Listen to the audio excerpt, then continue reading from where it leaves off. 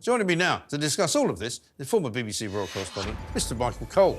Mr. Cole, a very good evening to you. Welcome back to the Independent Republic of Mike Graham. It's all a bit grubby for me, the old celebrity Big Brother, but of course, he's not really telling them anything, is he? He's saying, well, of course, I can't possibly reveal what I know. My suspicion is he doesn't know much. Do you know, Michael, I think Uncle Gary is a big tease. Yes. The only interesting thing he said so far in this human zoo he's inhabiting is that there is a good reason why Princess Kate, the Princess of Wales, and her husband are being reticent about details of what is wrong with her medical condition. And then, of course, he goes no further. He's rather like that naughty little boy in the school playground who says, I know a secret about the teacher, but I'm not going to tell you. And after all, what is he there for? He hasn't been hired. And of course, it's a big sum of money he's getting. He hasn't been hired for his scintillating personality, for his sparkling conversation, or indeed perhaps for his repartee of a sophisticated nature. He's been hired so he comes on board and he gives out royal secrets. Now, so far, he said one or two disobliging things about the Duke and Duchess of Sussex, not knowing that that's your job to do, Mike, and you do it extremely well. Exactly. It's not up to him. He's not delegated by the Prince and Princess of Wales to be there. And you know something? I'm sure if she knows about it, she must be cringing, because you will have noticed, and everybody will have noticed, that she has maintained a brilliant, dignified silence throughout the barbs and jibes and the nasty allegations, cruel and unkind, that have come out of the Camelot in California aimed at her.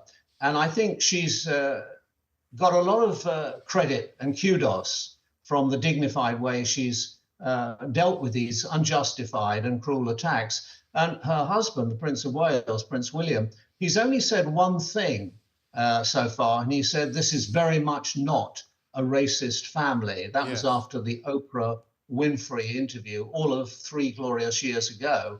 And that's how long the sniping has been going on from the California too. So they've taken the right attitude. And I think Gary is not helping them. And I'm quite sure they wish he wasn't doing it. One hears that he's worth an awful lot of money, 17 million, 30 million. Why on earth he's going in there? Because everybody's there for a big payday, Mike. But you'd think, as you say, if he's worth that kind of money, if he's worth millions, you know, a couple of 100,000 here and there is not going to make a difference. He must want to be at the centre of it. He must want to be kind of, you know, treated as if he is some kind of special friend of the royals. But he clearly isn't really, is he?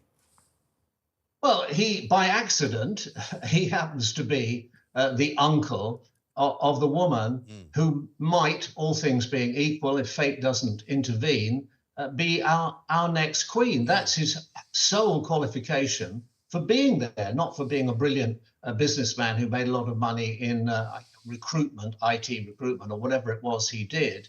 And of course, he's quite a notorious figure. I mean, in some ways we can laugh at him, but he was prosecuted in 2017 for assaulting his wife, his fourth wife, it might be said. And he was fined £5,000 and put on a community service program.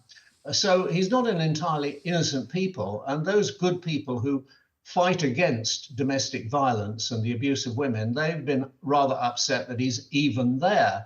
And of course, in Ibiza, where he lives a lot of the time, he calls his villa there Maison Bang Bang. And he was observed by members of the Fourth Estate, members of the press, upright standing reporters, near to white powder and credit cards, whatever that may mean. We'll have to leave others to judge. But quite clearly, he says of his own accord that he's here to wind people up. That's it, wind people up. Well, he's in the right my job, by the way. You know, I mean, I wonder also, I'm assuming that the name of the house is not named after his particularly good Bang Bang chicken. I mean, you know. No, I think it's a tribute to Berlusconi, if you remember. The Bunga Bunga Man, But the Bunga Bunga Man. But of course, the the Italians are brilliant at this. When the James Bond film started in the early 60s, they immediately named James Bond Mr. Kiss Kiss Bang Bang. Right. And I thought, they're rather good with this. But I don't know about you, Mike. I've actually been on that set in Elstree, it's still in the same place, where this Celebrity Big Brother takes place. It is the most boring place on earth. I mean, how people can stand to be there for 3 weeks. This is their life. 3 weeks out of their life. Whatever you were paid, I couldn't possibly imagine doing it. I mean, about 26 years ago, I was asked to go on Celebrity Get Me Out of Here. I mean, I wasn't a celebrity, but they wanted me to do it. And my wife quite rightly said, she said, if you go on that, I'm divorcing you. So I obviously dropped that idea very, very quickly. But even then, Michael, and I was pretty low down the totem pole in 1998, they offered me £40,000. Now, that was probably the low end. It's reported that some of the people in this house, Sharon Osbourne, for instance, allegedly getting £100,000 per day. Well, if you're there for 3 weeks, that's 2.1 million, if my maths is correct. It's an incredible phenomenon. I don't understand how it's still going and who the hell wants to watch it, but that's another matter. I've never watched it. No. Let me just ask you one final question. Meghan Markle, apparently, we're told, is on the lookout for a new PR. Just wondered if you were going to throw your hat into the ring. Apparently, she's worked out that she's not very popular in Britain. Well, very interesting assignment for a public relations person who wants to make their name, probably tear their hair up doing it.